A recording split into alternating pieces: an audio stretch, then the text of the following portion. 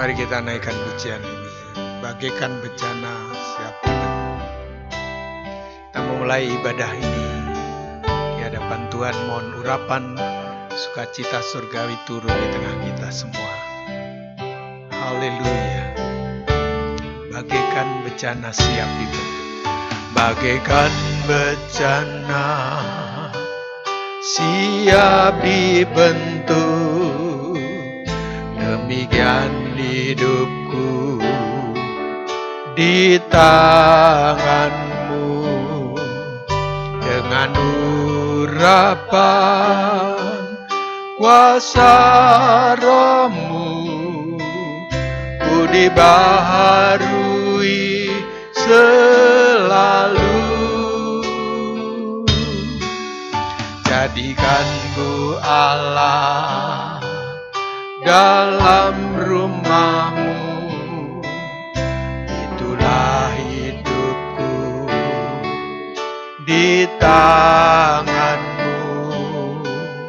Bentuklah turut kehendak-Mu, pakailah sesuai rencana-Mu.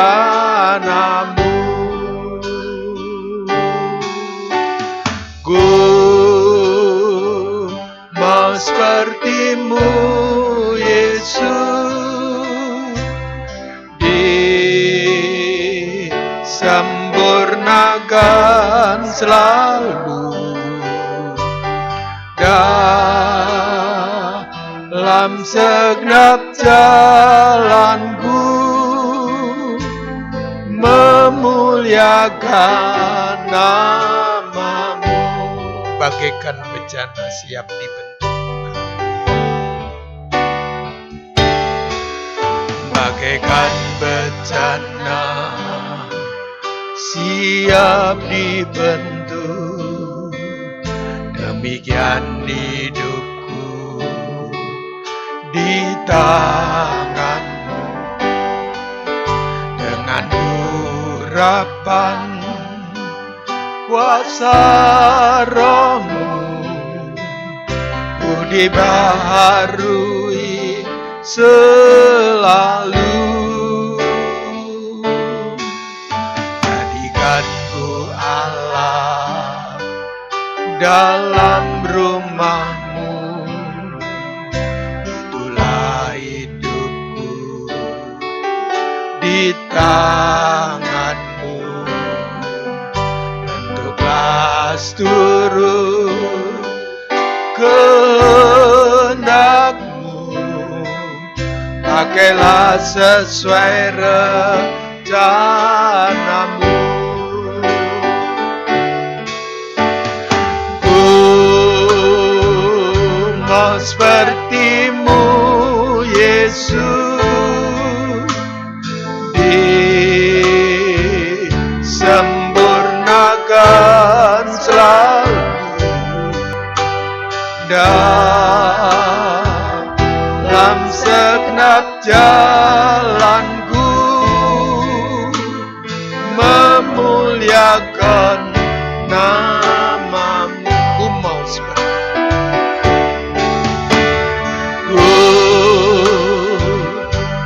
seperti-Mu, Yesus, disempurnakan selalu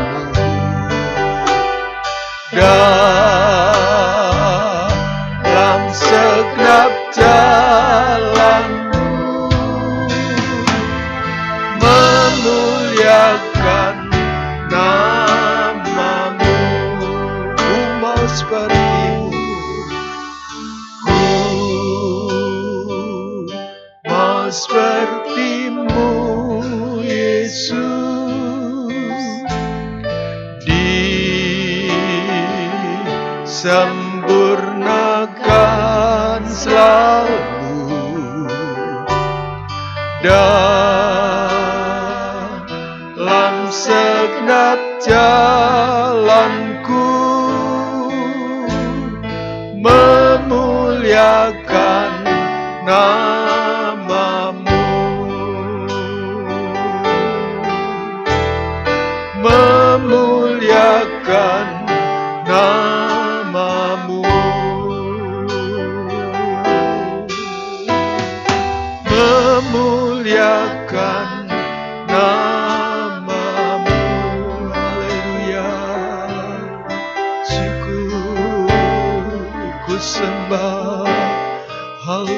haleluya, Ramana Rama Kaya Rama, haleluya.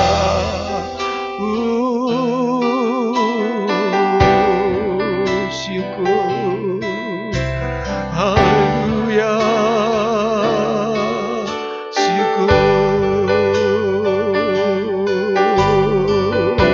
haleluya, haleluya, haleluya, semua puji bagi Tuhan, haleluya.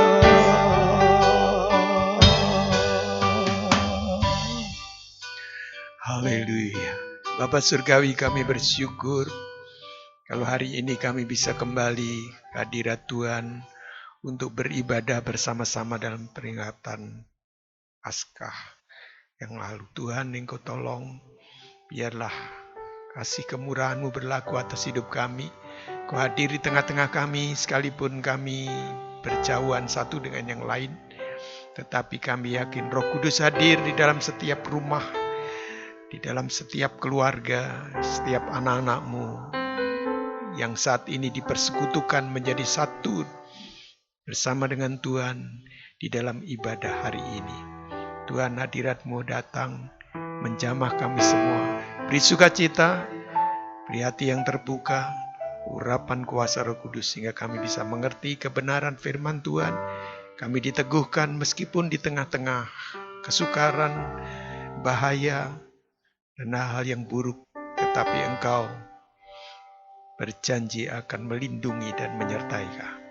Segala kemuliaan hanya bagi Tuhan. Kami membuka hati untuk kebenaran firman-Mu. Di dalam nama Tuhan kami Yesus Kristus kekasih kami panjatkan syukur dan doa ini. Mari kita semua yang percaya katakan amin. Haleluya. Mari kita sama-sama persiapkan hati kita. Kita akan buka firman Tuhan yang tertulis di dalam Wahyu pasal yang ke-6. Kita baca ayat 7 sampai ayat yang ke-8 saja. Wahyu pasal 6 ayat 7 sampai ayat yang ke-8, demikian firman Tuhan. Dan ketika anak domba itu membuka meterai yang keempat, aku mendengar suara makhluk yang keempat berkata, "Mari." Dan aku melihat sesungguhnya ada seekor kuda hijau kuning. Dan orang yang menungganginya bernama Maut, dan kerajaan maut mengikutinya. Dan kepada mereka diberikan kuasa atas 1/4 dari bumi untuk membunuh dengan pedang, dan dengan kelaparan, dan sampar, dan dengan binatang-binatang buas yang di bumi. Saudara, dari pembacaan ini kita bisa mendapat satu pengertian bahwa ini adalah meterai yang keempat. Meterai yang keempat. Saya akan menjelaskan sesuai dengan apa yang tertulis di sini, bahwa nampak di meterai yang keempat itu ialah ada seekor kuda hijau kuning. Kuda hijau kuning. Ya, ini adalah gambaran yang bakal terjadi di depan. Kuda ini gambaran saja, sebab kuda ini adalah kekuatan, ukuran kekuatan. Ya, yang saya tahu, dulu enggak tahu sekarang. Ya, dulu kalau ada mesin itu, ukurannya adalah tenaga kuda. Sekian tenaga kuda, sekian puluh tenaga kuda itu. Makin lama makin besar. Mungkin barangkali sekarang berubah kali ya. Saya tidak tahu, sebab kuda kan beda-beda.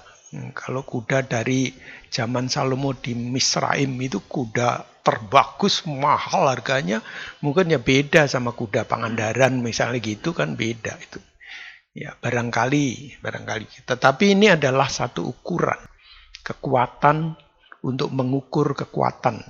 Ya, kekuatan yang ada. Ya. memang itu tenaga yang menjadi andalan. Artinya kuat, sesuatu yang sudah teruji, kuat. Ya. Hijau, kuning. Hijau ini ya saya tahunya hijau itu jalan. Ya. Kalau ada lampu hijau, kuning, sama merah. Kalau hijau kan jalan. Ya.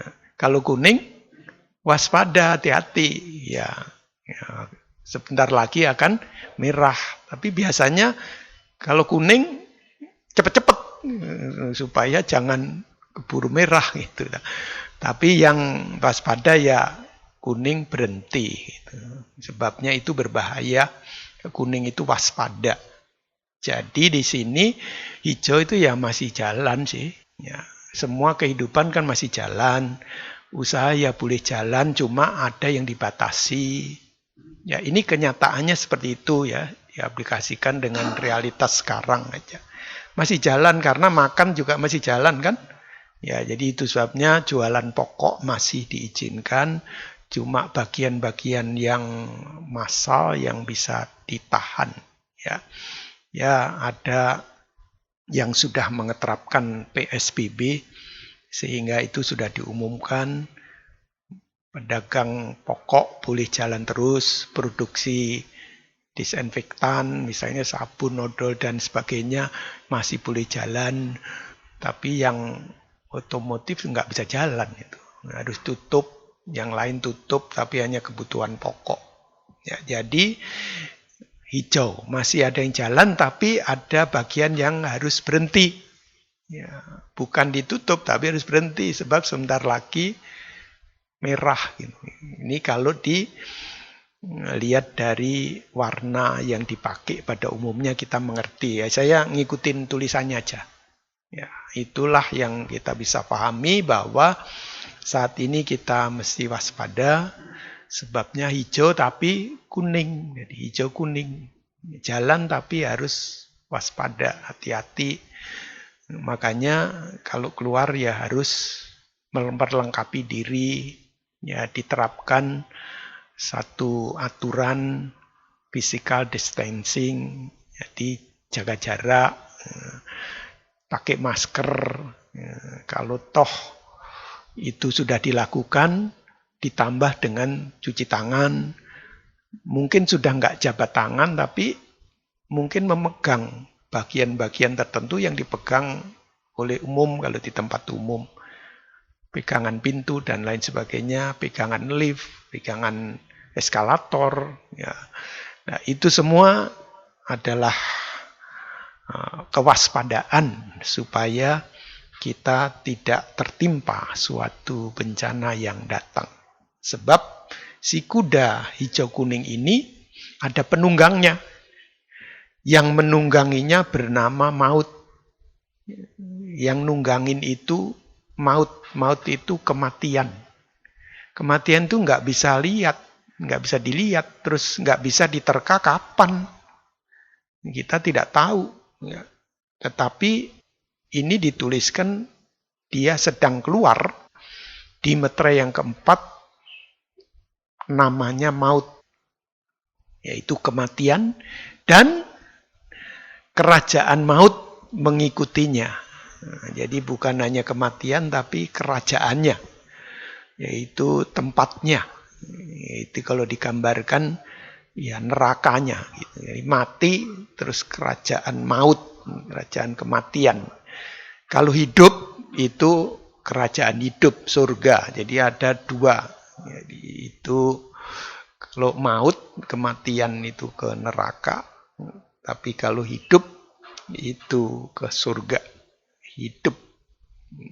Itu sebabnya kita mengenal bahwa Tuhan Yesus Kristus, dia memang mati, dia masuk di tempatnya dunia orang mati, kemudian mengambil orang-orang yang tertulis dalam buku kehidupan, yaitu Abraham dan orang-orang yang ada di pangkuan Abraham untuk dipindah ke Firdaus. Setelah selesai, dia hidup.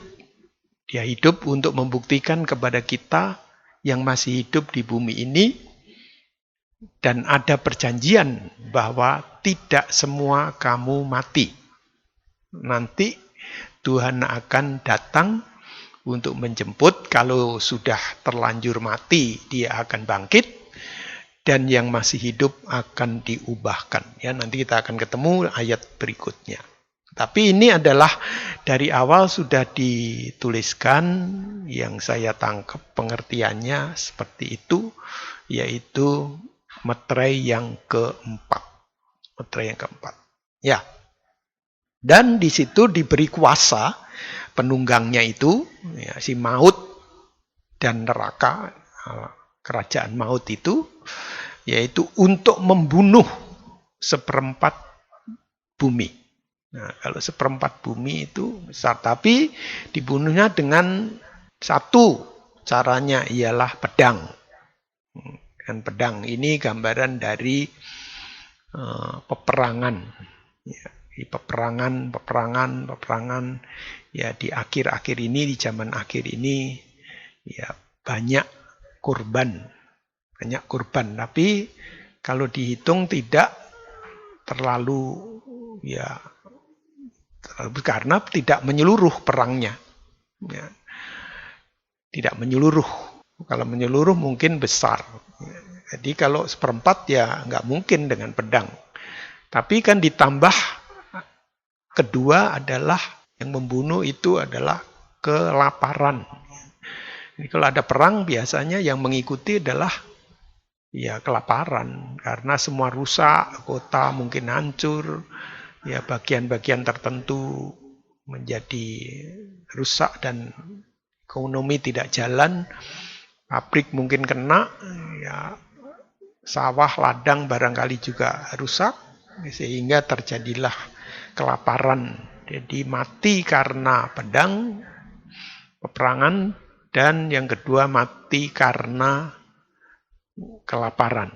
Ya, itu dihitung. Ya. Kemudian yang ketiga adalah sampar. Itu tulisannya begitu. Yang ketiga adalah sampar. Nah, sampar ini menjadi satu perhatian kepada kita. Mungkinkah ini adalah yang sedang terjadi? Ya, sebab disebutnya pandemik. Pandemik itu menyeluruh. Ini seluruh dunia, ini lebih dari 200. Yang terakhir saya dengar 209 atau 200 berapa negara yang sudah diributkan dan semua kena. Ya, sebagian besar sudah boleh dikatakan hampir seluruh dunia. Sehingga ini merupakan suatu bencana besar. Dan ini tidak ada yang tahu tuh.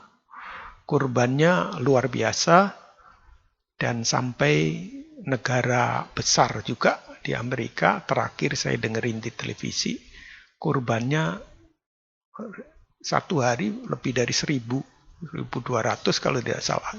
Sehingga harus dikebumikan secara massal. Saya lihat, aduh, itu negara yang maju. Jadi, kehidupan kita bersyukur, tapi juga harus waspada. Karena boleh jalan sih, hijau, tapi kuning. Ya, itu memberikan warning. Supaya kalau tidak waspada, ya kita akan kena. Itu. Makanya ada tempat untuk berlindung. Nah, dinasihatkan di sana tempat berlindung. Yaitu perlindungan dari maut ini. Ya, sebab manusia dengan maut itu menurut 1 Samuel pasal 20 ayat yang ketiga, Daud berkata bahwa jaraknya aku dengan maut itu cuma 1 langkah saja. 1 langkah. Ya, ini hikmat Tuhan yang dituliskan dalam firman Allah bahwa mewakili manusia hidup dengan semua risiko hidupnya. Padahal Daud itu orang yang mendapat anugerah menjadi menantunya raja. Mestinya aman dong. Tapi dia khawatir. dia was-was karena keadaan yang terjadi membuat dia menggambarkan dirinya bahwa antara aku dengan hidup itu, dengan maut itu jaraknya cuma 1 langkah. Ya, saya baca ayat 3 ya dari 1 Samuel pasal 20. Tetapi Daud menjawab katanya, ayahmu tahu benar bahwa engkau suka kepadaku. Sebab itu pikirnya, tidak boleh Yonatan mengetahui hal ini. Nanti ia bersusah hati. Namun demi Tuhan yang hidup dan demi hidupmu, hanya 1 langkah jaraknya antara aku dan maut.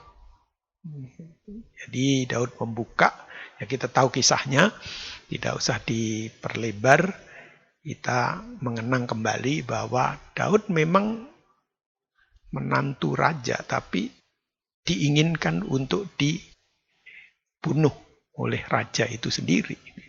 Ya, ini disembunyikan, maksud itu dengan tujuan supaya Yonatan tidak tahu, supaya jangan bersusah hati. Tapi Daud membuka dengan ilham roh, memberitahu bahwa kita harus waspada. Ini gambaran kita yang sudah ada di dalam anugerah Tuhan, itu sebabnya nggak usah memikirkan dan menafsirkan macam-macam. Tapi kita tahu dari ayat ini bahwa pembunuh itu dari semula sudah ditulis, yaitu iblis adalah pembunuh manusia dari semula. Itu ditulis di Yohanes pasal 8 ayat yang ke-44. Ya, di situ dituliskan begitu. Ya. Jadi dia tidak akan mengubah keinginannya bahwa iblis, yaitu ayat 44 dari Yohanes pasal 8, iblislah yang menjadi bapakmu dan kamu ingin melakukan keinginan-keinginan bapakmu. Ia adalah pembunuh manusia sejak semula dan tidak hidup dalam kebenaran, sebab di dalam dia tidak ada kebenaran. Apabila ia berkata dusta, ia berkata atas kehendaknya sendiri, sebab ia adalah pendusta dan bapa segala dusta. Jadi, si iblis itu adalah pembunuh manusia sejak semula. Sejak semula keinginannya begitu. Itu sebabnya kita diinginkan Tuhan untuk waspada meskipun masih jalan. Jadi, setiap hidup kita dibuka oleh firman ini. Di meterai yang keempat itu memberikan tanda. Meskipun jalan, tapi harus waspada. Karena kita adalah orang-orang yang mendapat anugerah. Kalau ceroboh, ya kita akan rugi. Tetapi kalau waspada, Tuhan pasti meluputkan kita dari maut. Itu keinginan. Daud terluput dari maut. Ya, sebab kalau tidak dengan pertolongan Tuhan, tidak mungkin. Berapa jaraknya Saul duduk di tahta, kemudian Daud di depannya memain kecapi, dan dilempar tombak sehingga tidak kena. Saul itu adalah pahlawan, dia orang jagoan dalam perang, memenangkan beribu-ribu orang. Tulisannya di dalam firman Tuhan. Tapi oleh karena kemurahan Tuhan, Daud bisa lepas. Ya. Itu kalau tidak kemurahan Tuhan, tidak mungkin dia bisa lepas. Saul gambaran dari orang seperti penembak jitu. Gitu. Tetapi bisa lepas karena kemurahan Tuhan. Jadi kehidupan kita harus waspada, tetap berharap kepada Tuhan, meskipun masa-masa yang sukar. Makanya Sampar ini ya adalah pembunuh yang ketiga. Namun sekalipun Sampar itu pembunuh, masih ada tempat perlindungan. Ya, coba saya tulisnya begini. Ya, meskipun sangat berbahaya. Ini sangat berbahaya itu karena kan dengan mendadak di negara maju aja ribuan. Kalau sampai puncaknya, nah kita diprediksi katanya yaitu antara April Mei ini adalah puncaknya. Itu sebabnya segera diambil satu tindakan supaya semua dipatuhi gitu. Tapi ya ada juga, saya kalau melihat ya kasihan sama yang bertugas. Yang bertugas itu kan orang juga tuh. Meskipun dia tentara, polisi, itu di jalan itu relawan semua. Itu juga manusia juga kepingin terlindung. Harusnya kalau mendengar ya harus segera sadar lah untuk kita mengambil satu sikap untuk mentaati masa bersembunyi. Ya, minggu kemarin saya sudah sampaikan, mungkin nanti akan didengar di dalam live online. Ya, jadi meskipun sangat berbahaya, tetapi masih ada tempat untuk berlindung, yaitu di rumah. Dan makanya disebutkan udah di rumah aja lah gitu. Di rumah saja. Tapi kalau toh harus, karena kan masih jalan, makan masih jalan, belanja juga iya, kalau toh harus keluar, gunakan satu kesempatan atau ya protokol kesehatan itu. Jaga jarak, pakai masker, cuci tangan, dan seterusnya. Itu adalah tanda yang harus ditaati. Ya, itu sebabnya ya kita mesti memberitakan ini, memberi kesadaran kepada setiap orang. Itu cara melawan virus yang sedang berkecamuk. Kalau semua mentaati, saya kira akan lebih cepat. Jadi meskipun itu ganas, kita nggak usah panik, nasihatnya begitu, memang begitu. Kalau kita taat mah cepat penularannya berhenti tuh. Pasti berhenti karena orang nggak ketemu sama orang. Ya, kan lebih. Dan sudah diberikan suatu jalan keluar dan sudah diatur. Ya berterima kasihlah. Ya wayahna sedikit tidak enak. Ya makan seadanya tapi selamat. Ya kalau hanya beberapa saat saja tidak menjadi masalah mestinya. Ya. Tapi ini perlu diperhatikan bahwa masih ada tempat berlindung, yaitu di rumah. Di rumah. Ini yang ketiga. Perhatikan, masih ada satu. Ya, masih ada satu. Yaitu binatang buas.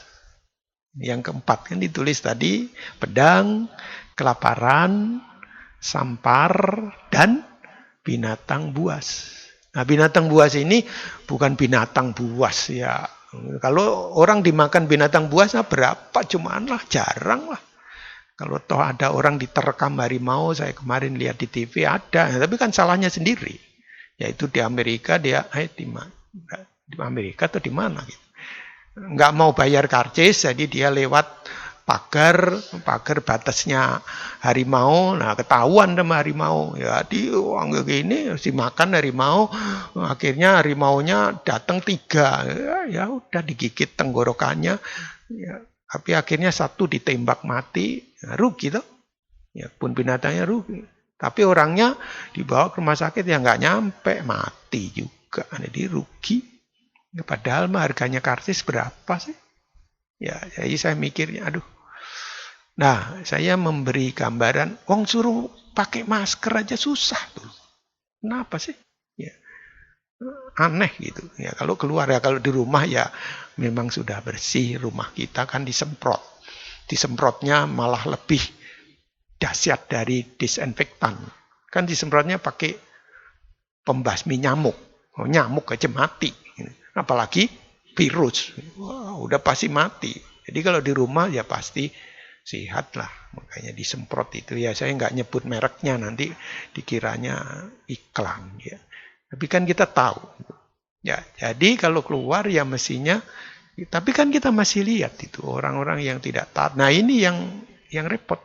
Himbauan di mana-mana saya dengerin tuh, saya yang dengerin sampai bosen semua siarannya begitu.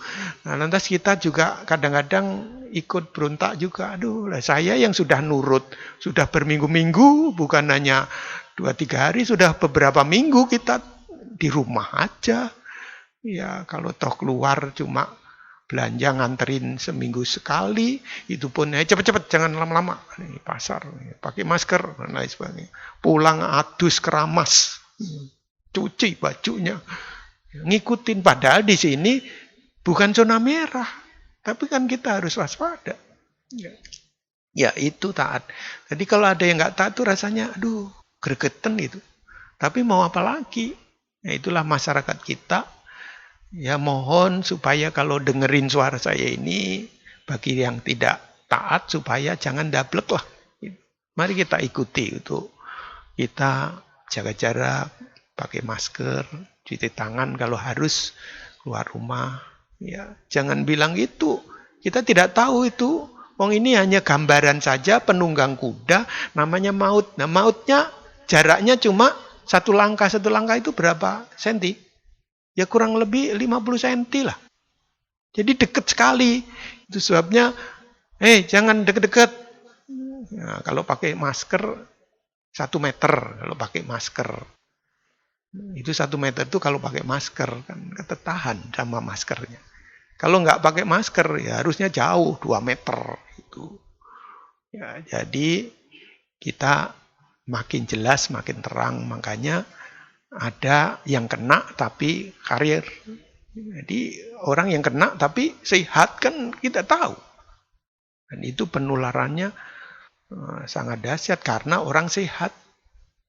Tapi padahal dia kena penyebar. Makanya setiap orang dicek di jalan-jalan, dicek ya jangan nyalahin ya, nyusahin. Makanya mestinya di rumah kok. Ada tempat perlindungan di rumah. Ya, ini yang ketiga. Bandingkan dengan yang keempat itu, tidak ada tempat perlindungan. Saya bukakan di sini. Namanya binatang buas. Ini bukan macan, bukan beruang. Kalau itu binatang buas yang model begitu, berapa sih orang yang kira-kira dimakan binatang buas? Begitu ada, dikeroyok orang, nah matilah. Gitu. Sekarang juga, tinggal panggil gitu, udah polisi di mana-mana, tembak dor mati. Tapi ini bukan binatang buas binatang. Itu adalah orang atau manusia. Tapi yang berwatak seperti binatang buas. Ya, mari kita nanti akan lihat di lembar kedua. Kita baca di 1 Korintus pasal 15 ayat 32. Rasul Paulus mengungkapkan di 1 Korintus pasal 15 ayat 32 berkata demikian. Kalau hanya berdasarkan pertimbangan-pertimbangan manusia saja, aku telah berjuang melawan binatang buas di Efesus. Apakah gunanya hal itu bagiku? Jika orang mati tidak dibangkitkan, maka marilah kita makan dan minum, sebab besok kita mati. Nah, nanti kalau saya ingin tahu ya baca 1 perikop. Bab ini ingin menjelaskan bahwa binatang buas itu bukan binatang dalam arti yang sebenarnya, tetapi kebuasan manusia yang melawan terhadap kehendak Tuhan, terhadap kebenaran, sehingga dia dipakai oleh kekuatan kuasa iblis untuk membunuh manusia.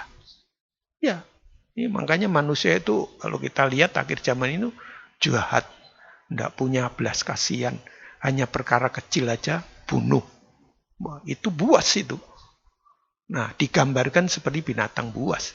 Jadi sebetulnya ini bukan binatang, tapi orang melawan binatang buasnya. Di Titus pasal 1 ayat yang ke-12, ya itu satunya adalah Titus pasal 1 ayat yang ke-12 berkata, seorang dari kalangan mereka, nabi mereka sendiri pernah berkata, dasar orang Kreta pembohong, binatang buas, pelahap yang malas. Jadi ini orang digambarkan seperti binatang buas. Udah malas, pembohong, lantas jahat lagi. Aduh, ya mestinya diminta aja barangkali boleh, ya, tapi ya kenapa mesti dibunuh? Hanya karena untuk makan saja, kenapa mesti membunuh? Nah, saudara, ini adalah gambaran yang itu. Masih banyak ayat yang membuktikan itu, yang menggambarkan tentang binatang. Makanya di dalam Amsal atau Pengkhotbah itu disebutkan bahwa manusia sama dengan binatang. Ya, jadi di sini menjadi kesimpulan bahwa tidak ada tempat untuk berlindung. Karena manusia jangan-jangan di dalam rumah itu ada binatang buas. Maksudnya orang. Nah, mari kita lihat. Itu banyak ayat yang dituliskan. Kita akan lihat. Ini terjadinya di akhir zaman. Salah satunya adalah binatang buas. Dan itu ditunjuk di Matius pasal yang ke-24. Mari kita lihat. Matius 24 itu disebutkan oleh firman Tuhan. Kita baca ayat 9 sampai 10. Pada waktu itu kamu akan diserahkan supaya disiksa. Nah, diserahkan itu kan dekat ya. Ya di rumah itu diserahkan untuk disiksa dan kamu akan dibunuh dan akan dibenci semua bangsa oleh karena namaku. Itu karena nama Tuhan saja diserahkan itu. Ya. Dan banyak orang akan murtad dan mereka akan saling menyerahkan. Jadi kalau nggak tahan dalam penderitaan itu, dia murtad, kemudian menyerahkan orang yang masih bertahan di dalam Tuhan. Ya, jadi sangat berat ini. Ini risikonya lebih berat daripada yang ketiga. Kalau ketiga kan masih ada perlindungan. Kumpul di rumah sama keluarga, aman, udah nggak ada hitung-hitungan ini itu. Makanya semua itu tolong menolong. Sudah nggak mikir dia suku apa, bangsa apa, agama apa, tolong menolong. Sekarang ini nih. Orang memberi sosial dana untuk membantu yang punya, membantu yang dalam kesukaran. Sudah nggak mikir, nggak ditanya lagi kamu dari mana. Pokoknya susah, orang susah agamanya apa, nggak ada tuh. Tuh kasih, masih ada perlindungan tuh, sampar. Masih ada. Kita lihat kasih orang tergerak untuk berbelas kasihan kepada yang menderita, yang berkekurangan. Ya, kita pun mungkin berbuat, namun karena skalanya kecil dan memang nggak usahlah diwartakan, nggak usah disiarkan karena kita tahu bahwa untuk kemuliaan Tuhan. Ya, nah, sekalipun kecil kita berbuat itu karena kita merasa belas kasihan kepada orang yang kita ketahui bahwa dia perlu ditolong di masa-masa yang sukar seperti ini. Dan itu siapa saja. Lintas keadaan yang berbeda, enggak dihitung. Tapi nanti yang keempat ini loh. Orang jadi menyerahkan untuk disiksa. Menyerahkan. Nah, kalau dalam satu keluarga itu saling menyerahkan, sebab ditulis di pasal 13 Markus, coba lihat. Di Markus pasal yang ke-13, ayat yang ke-12 lebih jelas, ini sama keadaannya, yaitu keadaan akhir zaman juga. Masanya sama seperti yang di Matius 24, cuma tulisannya agak berbeda. Pasal 13 ayat 12 dan 13. Seorang saudara akan menyerahkan saudaranya. Nah, coba. Terus bagaimana? Bisa pulang ke rumah? Diserahin nanti sama saudaramu. Ya. Untuk dibunuh. Demikian juga seorang ayah terhadap anaknya. Nah, kalau anak kan pulang perlindungnya kan ke rumah. Nah, sekarang ke rumah diserahin sama anaknya, sama ayahnya. Nah, untuk dibunuh. Ya, seorang saudara akan menyerahkan saudaranya untuk dibunuh. Demikian juga seorang ayah terhadap anaknya. Dan anak-anak akan memberontak terhadap orang tuanya dan akan membunuh mereka. Kamu akan dibenci semua orang oleh karena namaku. Tetapi orang yang bertahan sampai pada kesudahannya, ia akan selamat. Ya, bertahan. Ya, di sini adalah masa-masa yang paling sukar dan sukar untuk diprediksi. Jadi di sini tidak ada yang terlewat. Yang keempat ini setelah Sampar. Yang keempat. Ini tidak ada tempat perlindungan lagi. Kalau pulang ke rumah, nanti ada binatang buas di situ. Siapa binatang buas itu? Ya, nanti kita lihat di bagian ini. Karena ada indikasi, mari kita baca di Pengkhotbah pasal 3. Ya, itu masih ada Lukas ya. Lukas 21, nanti saudara baca sendirilah kalau nggak sempat dibaca. Ya, Lukas 21 ayat 16-19. Sekarang kita baca di Pengkhotbah pasal 3 ayat 18. Nah, Pengkhotbah pasal 3 ayat yang ke-18. Nah, ini bacalah satu perikop. Ya, ini ayat 18 saja. Tentang anak-anak manusia aku berkata dalam hati, Allah hendak menguji mereka dan memperlihatkan kepada mereka bahwa mereka hanyalah binatang. Ini menurut prediksi tulisannya begitu. Di manusia itu hanyalah binatang. Apakah semua begitu? Ya tentu tidak. Ya, tentu tidak. Ya. Sebab ada penjelasannya. Makanya kita diperkenalkan kemurahan dan kasih Tuhan di dalam Yesus Kristus Tuhan kita. Ya. Nah, mari kita lihat lembar berikutnya. Saya tunjuk, nanti Lukasnya dibaca sendiri. Sekarang fokus kita akan lihat tentang manusia dan binatang. Ini kontradiksi.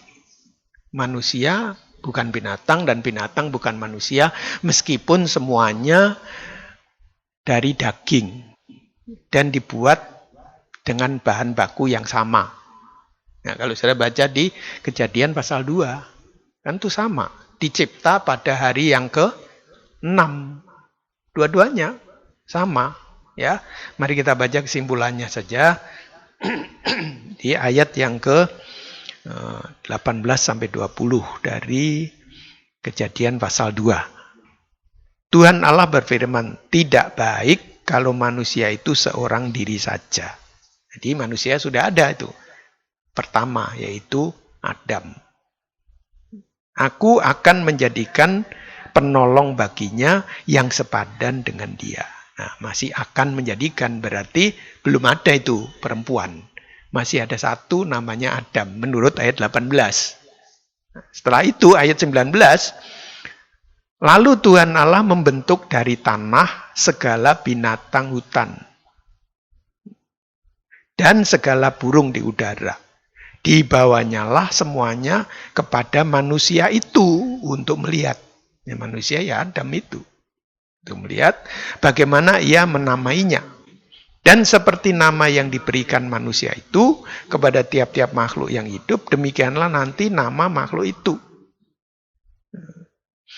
Manusia itu memberi nama kepada segala ternak, kepada burung-burung di udara, dan kepada segala binatang hutan, tetapi baginya, bagi si manusia pertama yaitu Adam itu, baginya sendiri ia tidak mempunyai penolong yang sepadan dengan dia.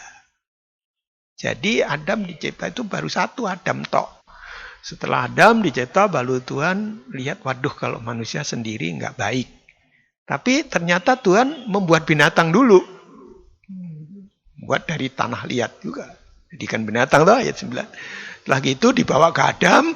Kemudian Adam menamai itu nama. Begitu lewat satu macan. Macan tutul. Kira-kira begitulah. Jerapah. Gajah.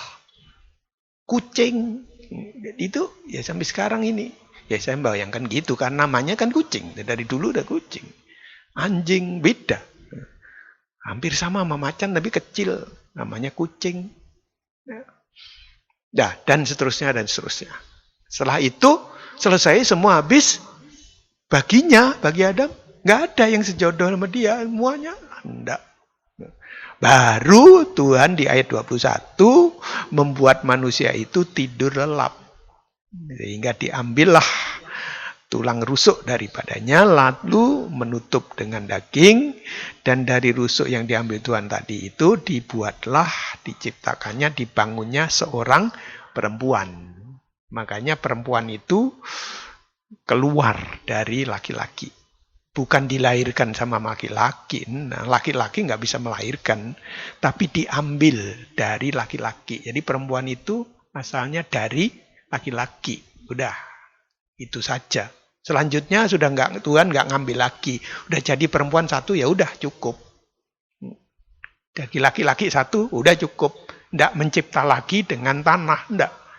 Setelah itu semua sampai kita ini udah nggak dicipta dalam wujud seperti Adam sama Hawa, tapi dilahirkan. Kalau ingin tahu prosesnya ya baca di Mazmur, Tuhan menenun, ditenunnya di dalam perut ibu itu 9 bulan, kurang lebih 9 bulan 10 hari ditenun. Nggak dicipta, diemplek-emplek dari tanah liat, enggak. Semua laki-laki perempuan keluar dari lahir, dari rahim ibunya. Tetapi manusia perempuan asalnya dulu adalah dari laki-laki. Bukan dilahirkan tapi diambil. Ya, itu ya. Nanti kalau kurang jelas nanti tunggu aja. Catat sampai kalau ada PA nanti jelasin. Bab ini nggak bisa diterangkan panjang lebar. Jadi di situ ada perbedaan antara manusia dengan binatang. Bahannya sama, tanah, tapi beda. Nah, itu ditulis oleh firman Tuhan. Mari kita baca di 1 Korintus pasal 15. Nah, balik lagi kepada 1 Korintus 15. Ya, supaya jelas ini. Ya, firman tulisnya begitu. Jadi kita nggak boleh keluar dari kebenaran ini. Firman Tuhan menulis di pasal 15 1 Korintus ayat 39. Berkata, bukan semua daging sama. Jadi nggak sama. Ya. Daging manusia lain daripada daging binatang. Lain daripada daging burung. Lain daripada daging ikan. Ya. Daging memang, tapi beda-beda. Itu daging manusia, daging binatang, beda. Ya, jadi daging manusia, saya tulis saja, beda dengan daging binatang. Bahannya sama, tapi beda. Bedanya apa? Wah, bedanya jauh, dalam. Ya, cuma saya tunjukkan supaya saudara tulis saja. Nggak bisa saya terangkan di sini. Ini habis waktunya. Tidak mungkin direkam panjang lebar. Tapi kalau mau dan rindu, nanti kalau sudah jalan normal, di PA boleh ditanya. Karena kan PA boleh nanya, boleh interupsi kan kita. Sudah bersetuju itu dan kita bisa tumbuh dari kebenaran firman Tuhan itu. Ya, tapi kesimpulannya, daging manusia beda dengan daging binatang. Bedanya apa? Daging manusia bedanya bisa diubahkan. Bisa diubahkan. Daging binatang tidak. Tidak ada janji itu. Tapi daging manusia dibuat beda, bisa diubahkan. Nah, perhatikan di ayat 42. Nah, 42 dari 1 Korintus pasal 15 itu. Ya, tulis saja. Ya, dengar aja, catat, nanti renungkan sendirilah. Kalau kurang jelas ya putar lagi, kan ini online.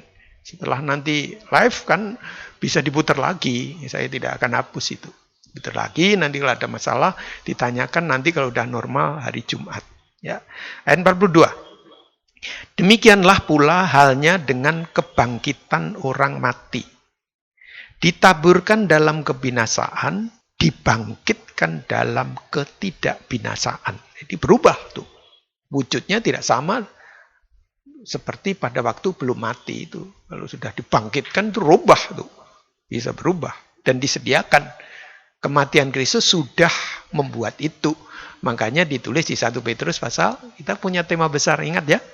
Nah, Jemaat Tuhan di GPI Pangandaran tahu kita punya tema besar, yaitu hidup yang penuh pengharapan. 1 Petrus pasal 1 ayat 3 dan 4. Itu di tema itu dituliskan bahwa cuma tubuh itu masih disimpan di surga. Tidak diberikan sekarang kan, sekarang masih pakai tubuh ini. Ya, tidak bisa dikasihkan double begitu. Nanti akan diberikan.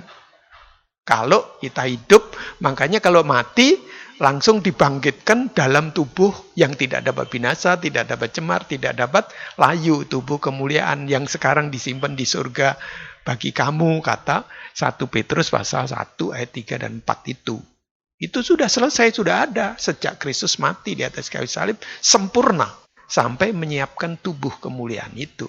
Nah, kita yang hidup sampai kedatangan Tuhan, ya, karena kemurahannya masih diberi hidup, itu tidak usah mati, kemudian diubahkan, langsung memakai tubuh kemuliaan itu. Nah, ini proses yang, nah itulah sebabnya tidak dijelaskan di sekarang, tapi tulis saja, tulisannya begitu. Ya, tulisannya demikian, bahwa ya, ada tubuh kemuliaan. Ya, saya ulangkan ayat 43, ditaburkan dalam kehinaan, dibangkitkan dalam kemuliaan. Ditaburkan dalam kelemahan, dibangkitkan dalam kekuatan. 44, yang ditaburkan adalah tubuh alamiah. Ya, sekarang ini yang kita pakai. Yang dibangkitkan nanti adalah tubuh rohaniah. Ya. Jika ada tubuh alamiah, maka ada pula tubuh rohaniah. Ya, ini bedanya. Bahwa manusia beda. Makanya oleh Tuhan, penciptaan manusia tidak sama dengan penciptaan binatang. Kalau penciptaan manusia dikasih roh sama Tuhan. Ya, itu dikasih pelita. Maksudnya supaya nyala terus hubungannya dengan Tuhan itu hidup gitu loh. Ada persekutuan dengan Tuhan. Kalau manusia nggak ada persekutuan dengan Tuhan, ya sama dengan binatang nanti. Sama. Karena rohnya mati, rohaninya mati. Dia akan jadi manusia buas seperti binatang. Gitu maksudnya. Ya. Jadi kalau kita baca di Amsal pasal 20, itu dituliskan bahwa roh manusia adalah pelita Tuhan. Ya, pasal 20 ayat 27. Roh manusia adalah pelita Tuhan yang menyelidiki seluruh lubuk hatinya. Jadi Tuhan kasih kontrol roh manusia. Itu dari Tuhan itu. Dihembuskanlah roh ke lubang hidupnya. Sehingga manusia itu menjadi makhluk yang hidup. Nah, itu bedanya. Makanya disebut manusia itu mulia di hadapan Tuhan. Nah, makanya ikutilah proses kemurahan Tuhan. Jadi kalau Kristus datang, itu membuka sesuatu yang tidak mungkin menjadi mungkin. Makanya Tuhan tidak mengingat pada waktu manusia di dalam dosa. Dia datang mengasihi. Dengan membuka kemurahannya, barang siapa yang percaya, jangan binasa, tapi beroleh hidup yang kekal. Itulah kasih Allah kepada dunia ini. Ditulis di Yohanes 3 ayat 16. Demikianlah besarnya kasih Allah akan dunia ini, hingga dikaruniakan anaknya yang tunggal. Supaya barang siapa yang percaya kepadanya, tidak binasa tapi beroleh hidup yang kekal. Itu ringkasan saja, itu masih dijelaskan datangnya seperti apa. Kok bisa merubah menjadi dapat hidup yang kekal karena percaya. Kan ada proses yang kita tahu bahwa kematian Yesus Kristus itu adalah satu tindakan iman untuk kita ikuti. Barang siapa yang ikut dalam kematiannya, ikut dalam kebangkitannya. Bagaimana ngikutnya? Secara rohani, yaitu baptisan air. Makanya kalau seorang tidak dilahirkan baru, dia tidak akan bisa lihat. Ya tidak dihitung sama Tuhan itu. Tidak ada itu. Jadi dianggap sama Tuhan tidak ada. Tidak tertulis namanya dalam buku kehidupan. Makanya harus dilahirkan kembali. Nah, saya tulis di sini, yaitu bahwa tubuh yang tidak mengalami mati dan bangkit. Nah, kalau mati beneran, ya bangkitnya nanti kalau Tuhan Yesus datang. Tapi Tuhan memberitakan kebenarannya setelah orang percaya, proses ini harus terjadi. Cuma harus dilakukan secara rohani. Ada keubahan. Dan itu diakui sah oleh Tuhan kalau kita dibaptiskan. Karena baptisan itu menurut Roma pasal 6, yaitu mati bersama dengan Kristus, dikuburkan dalam baptisan, kemudian kita keluar dan bangkit bersama dengan Kristus di dalam suatu kehidupan yang baru. Sehingga disebut engkau ciptaan baru, ada hidup baru, ada perjanjian Tuhan. Dinyatakan, nah kamu berhak untuk menerima 1 Petrus pasal 1 ayat 3 dan 4 itu. Yang tidak dapat binasa. Itu tubuh kemuliaan. Cuma dikasihkannya nanti pada waktu Tuhan Yesus datang kembali. Tapi kalau keburu mati, ya akan bangkit memakai itu. Tapi kan tidak semua kamu mati. Semua. Nanti akan ada yang hidup dan itu diubahkan. Itu sebabnya ini harus didengar. Karena ditulis oleh firman Tuhan. Ya kita sih sedang mengalami masa sukar, tapi supaya saudara tahu dan itu ditulis. Sesukar-sukarnya sekarang karena memang bahaya. Ya, corona itu bahaya. Jangan disepelekan itu. Makanya dijaga sampai didanai oleh negara. Itu ratusan triliun digunakan untuk ini. Ini tidak kecil. Dan itu berhenti semua pekerjaan ini. Ya. Pekerjaan semua diberhentikan, dananya gini. Ya kalau itu cukup, berhenti. Kalau nggak cukup, akan ditambahkan lagi. Waduh, saya kalau membayangkan itu, supaya rakyatnya hidup, jangan mati. Tapi ya marilah kita dengar dan kita taati, karena itu melawan. Tapi sekalipun toh demikian, itu bahaya. Masih ada perlindungan untuk tinggal di rumah. Dan sekarang ini tidak dihitung, orang masih membantu. Ya. Tapi kalau yang keempat itu, binatang buas, nggak ada tempat perlindungan, mau pulang kemana? Ke rumah. Dan ini kalau ada satu orang di antara itu yang masih belum mengenal akan kemurahan Tuhan, atau dia yang murtad, itu akan menyerahkan. Makanya di Lukas yang tidak dibaca tadi, ada ditulisnya begitu. Cobalah dibukalah. Ya, supaya jangan kelewatan. Di Lukas 21 tadi, yang kelewat nggak dibaca. Lukas 21 ayat yang ke-16 sampai 19. 16 sampai 19. Ya. Begini bunyi firman Tuhan. 16. Dan kamu akan diserahkan juga oleh orang tuamu. Coba itu. Kalau masa corona itu dilindungi anak-anaknya.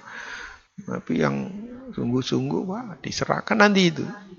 Saudara-saudaramu, kaum keluargamu, dan sahabat-sahabatmu, dan beberapa orang di antara kamu akan dibunuh. Cobalah, kalau nggak bisa pulang, ke sahabatmu. Nah, sahabatmu juga gitu, nyerahin nanti, diserahkan. Jadi, yang keempat, binatang buas, itu tulisannya begitu. Itu tulisannya begini. Tetapi, di sini disebutkan, dan kamu akan dibenci semua orang oleh karena namaku. Hanya karena itu. Tetapi tidak sehelai rambut pun dari rambut kepalamu akan hilang. Kalau kamu tetap bertahan, kamu akan memperoleh hidupmu. Nah, cuma tidak ditulis, cuma ya mengira cara bertahannya seperti apa. Ya barangkali lari ke mana, ke hutan, ya pasti sengsara lah di sana. Ya. Itu sebabnya mungkinkah ini adalah waktunya Tuhan Yesus Kristus datang kembali. Sebab ini masa sukar, nggak ada tempat perlindungan. Bagaimana itu?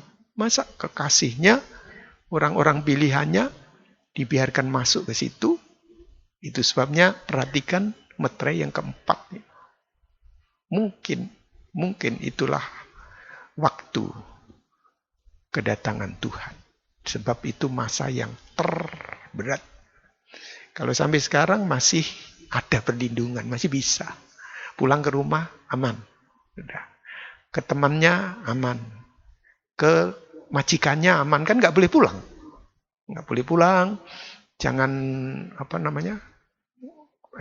mudik. Ya, jangan mudik, ya terus tinggal. Dan kan tinggal di saudaranya atau tinggal di kenalannya, tinggal di kosan majikannya, barangkali ditampung di sana. Ya sudahlah, jangan usah pulang. Tunggu sampai aman, dijamin begini, begitu. Masih bisa. Ya, masih bisa. Nggak kenal juga, saling mengasihi. Sekarang terjadi dan itu baik sekali. Tetapi nanti di yang keempat, itu ditulisnya begitu. Kalau sekarang orang tua menyerahkan anaknya, anaknya diserahkan, apalagi sahabat. Di situ adalah masa yang paling berat. Saya yakin bahwa Tuhan pasti akan menolong. Ya, makanya bersiap sedia, berjaga-jaga, sebab ini sudah ada sampai kuning. Ya, di kuning itu waspada, percayalah. Dan saya yakin Tuhan pasti akan menjemput pada saatnya. Ya, mungkin waktu itu. Tapi kapan? Ya tidak tahu. Saya juga nggak tahu apa seperti itu. Tapi ini paling berat ini. Tidak mungkin. Ya, jadi kembali ke sini, bahwa tubuh yang tidak mengalami mati dan bangkit, makanya ada pembinaan rohani bagi orang yang percaya supaya dituntun sampai kepada kelahiran baru. Mati bersama Kristus, bangkit bersama dengan Kristus. Kalau enggak ada ceritanya, itu hilang aja udah. Ya, nasibnya akan sama dengan binatang. Nah, baca di 1 Korintus pasal 15 itu. Nanti saudara lihat lagi ya.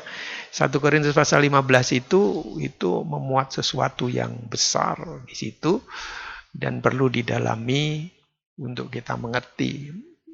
47 sampai 49 berkata demikian 1 Korintus 15. Manusia pertama berasal dari debu tanah dan bersifat jasmani. Nah, ini diulangkan lagi.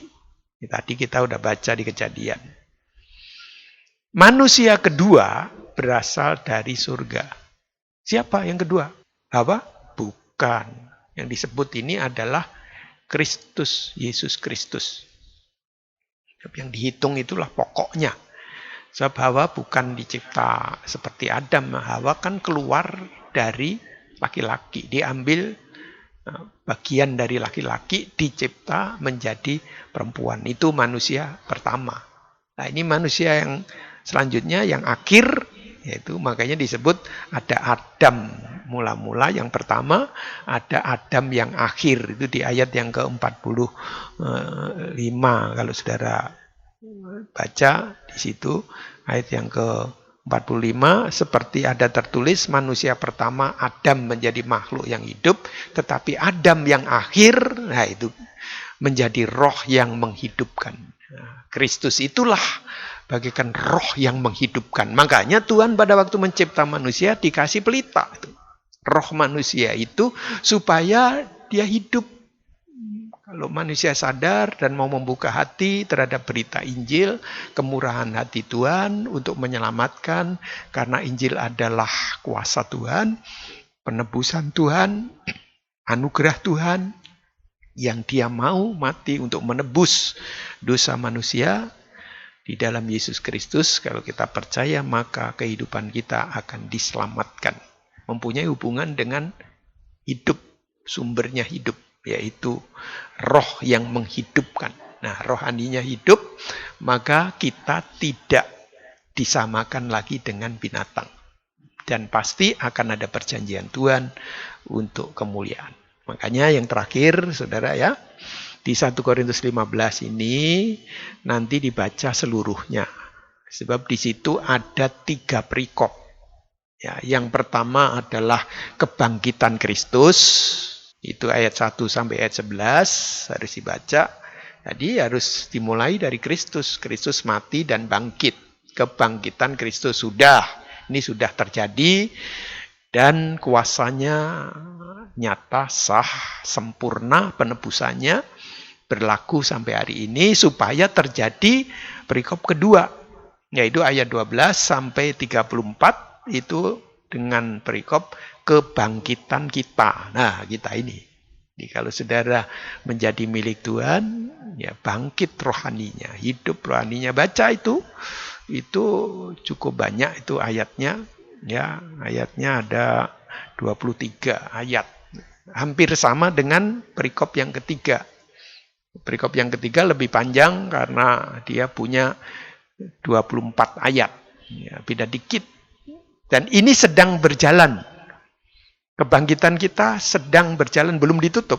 Sejak kematian dan kebangkitan Kristus, Paskah yang pertama itu, ya karena dia adalah anak domba Paskah kita sudah tersembelih, yaitu Kristus, ditulis begitu oleh 1 Korintus. Nah, sejak itu terbuka sampai saat ini dan terus sampai hari kedatangan Tuhan nanti. Jadi perikop kedua kebangkitan kita ini terus berjalan sampai sekarang. Makanya kita mempunyai tugas pelayanan untuk membawa setiap orang sampai kepada kelahiran kembali.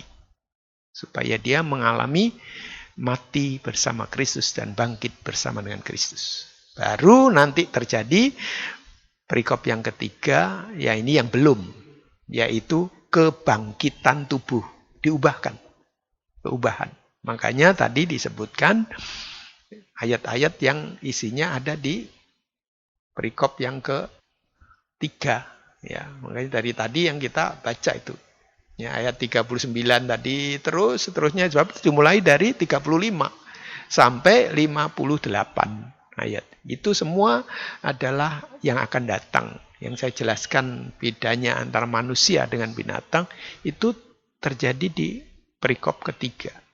Makanya kesimpulannya saya baca ayat 50 saja, sekalipun ini sering saya ucapkan, saudara-saudaraku, inilah yang hendak kukatakan kepadamu, yaitu bahwa darah dan daging, ya ini berasal dari tanah ini, tidak mendapat bagian dalam kerajaan Allah. Dan bahwa yang binasa tidak mendapat bagian dalam apa yang tidak binasa. Sesungguhnya aku menyatakan kepadamu suatu rahasia. Kita tidak akan mati semuanya, tetapi kita semuanya akan diubah dalam sekejap mata pada waktu bunyi nafir yang terakhir. Itu yang dituliskan dan seterusnya. Nanti saudara baca. Jadi ada yang mati dalam Tuhan akan bangkit dalam tubuh kemuliaan, tapi yang hidup akan diubah. Itu bedanya. Jadi manusia, makanya saya simbolkan tadi, daging manusia bisa diubah. Karena ada perjanjian Tuhan, dan Tuhan ikat, taruh di sana roh manusia. Itu datangnya dari Tuhan. Itu pelitanya Tuhan.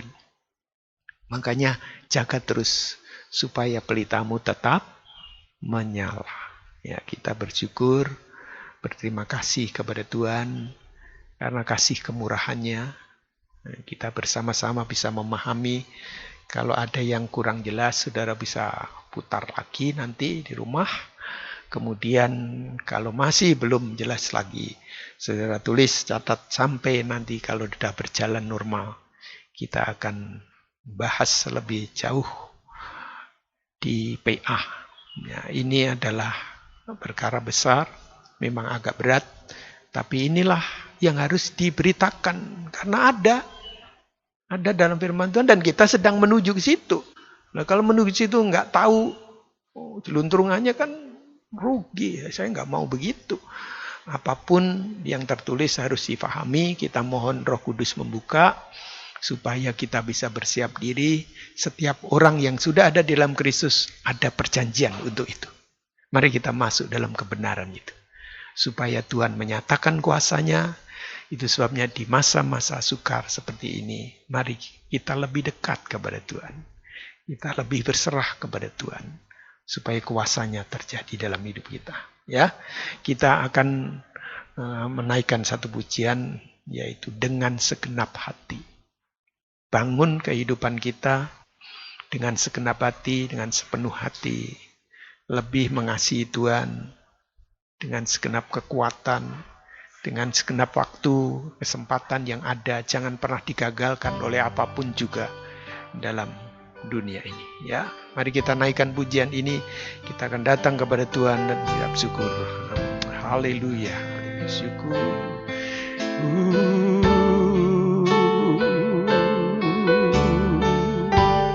Dengan segenap hati. Dengan segenap hati,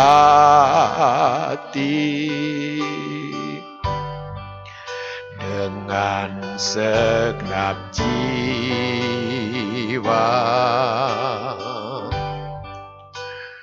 dengan kekuatan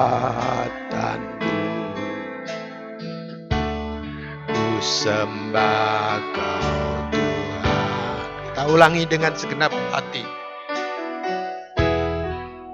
Dengan segenap hati, dengan segenap jiwa, dengan kekuatanku, ku sembah Kau Tuhan. Dalam kekudusan-Mu,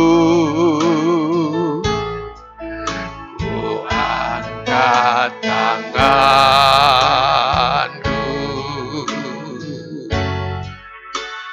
ku rindu selalu dalam hadirat-Mu.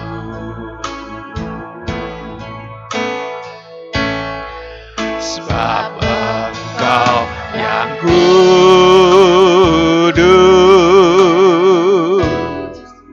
Anak domba Allah, darah-Mu tercurah di atas Kalvari.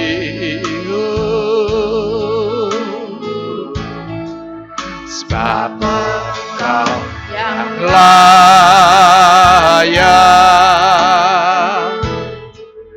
terima pujian,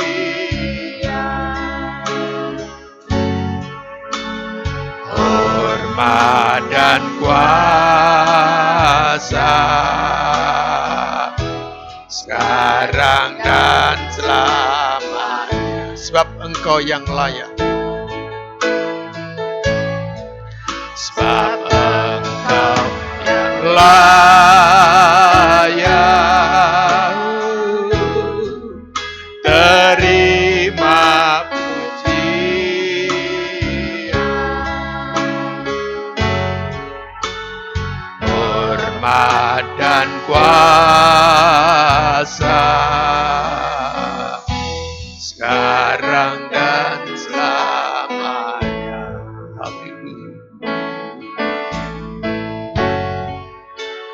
Hormat dan kuasa, sekarang dan selamanya. Haleluya. Syukur. Terima kasih Tuhan. Terima kasih Tuhan. Terima kasih Tuhan. Firman-Mu memberi terang di dalam hati kami, supaya kami bisa membenahi diri kami, untuk kami mempersiapkan diri lebih dekat kepada Tuhan. Karena waktu ini, peristiwa ini, menjadi peringatan yang akan menentukan masa yang akan datang. Kami bersyukur kami bisa membuka firman Tuhan. Itu yang tertulis di dalam firman-Mu, bahwa akan terjadi meterai yang keempat. Tapi kami berterima kasih. Mohon kuasa Roh Kudus membuka lebih jauh. Sebab di dalam Kristus kami mendapatkan kemurahan. Kalau Tuhan berkata siapa yang bertahan sampai ke akhir akan diselamatkan. Tentu ada masa-masa Tuhan melindungi dan menyertai kami sampai ke akhir. Tuhan, kapankah akhir itu? Tidak ada seorang pun yang tahu. Tapi yang harus kami persiapkan adalah hidup kami. Untuk makin sungguh, supaya kami dengan segenap hati, segenap jiwa, segenap kekuatan, kami lebih mengasihi Tuhan, lebih bersungguh-sungguh dengan Tuhan. Dalam kesempatan-kesempatan yang indah kami bisa menjadi berkat bagi orang lain. Untuk mempersiapkan seisi rumah tangga keluarga kami. Semua dijadikan baru, dilahirkan kembali di dalam Tuhan. Supaya kami mendapat perjanjian yang besar ini. Terima kasih Tuhan, kami ucap syukur. Engkau berkati firman-Mu, Roh Kudus membuka lebih jauh. sehingga kami bisa mengerti tentang kebenaran yang indah dan luar biasa ini. Segala kemuliaan hanya bagi Tuhan. Kau memberkati setiap keluarga, setiap anak-anak-Mu sekalian yang mengikuti di dalam acara ini. Juga kami tetap mendoakan Tuhan, pemerintah dan negara kami yang sedang berjuang, dan semua daya usaha. Tuhan, Engkau memberkati mulai dari Pak Presiden, semua menteri, semua yang bertugas yang telah ditetapkan. Tuhan, semua elemen masyarakat, semua para dokter, para perawat yang berjuang untuk menolong mereka yang terkena dampak. Tuhan memberkati supaya yang sakit dipulihkan, disembuhkan, yang ada taat, dan sehingga terlihat terlindung dari bencana ini. Tuhan, kami percaya kuasa-Mu ada dan akan melewatkan semua ini, sehingga kami akan keluar sebagai pemenang untuk melewati masa-masa sukar. Berkati setiap keluarga, berkati para petugas, para perawat, berkati juga para relawan, berkati Tuhan semua yang berjuang untuk menolong sesamanya. Tuhan memberkati kami semuanya dengan damai, sukacita, sejahtera. Segala kemuliaan hanya bagi Tuhan. Kami akhiri ibadah kami ini hanya di dalam nama Tuhan Yesus Kristus. Saudaraku yang kekasih, bukalah hatimu, terimalah limpah berkatnya dari Allah Bapa surga. Kasih sayangnya dari Tuhan kita Yesus Kristus, juga persekutuan kuasa Roh Kudus yang akan menerangi dan menuntun hidupmu mulai hari ini sampai Maranatha nanti. Di dalam nama Tuhan Yesus Kristus, mari kita semua yang percaya katakan, Amin. Tuhan Yesus memberkati kita semua.